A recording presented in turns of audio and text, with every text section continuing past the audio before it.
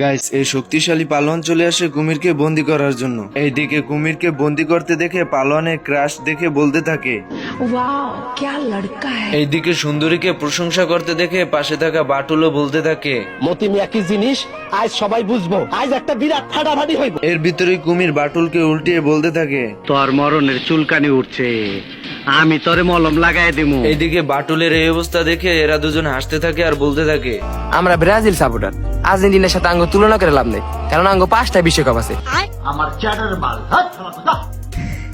এইদিকে সুন্দরী বাঘের খপ্পরে পড়ে যায়। এসব দেখে পালোয়ান লোহার স্যুট পরে সুন্দরীকে বাঁচানোর জন্য চলে যায়।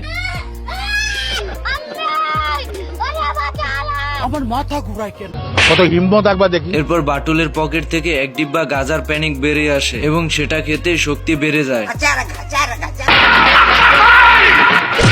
মাথায় নষ্ট মামা।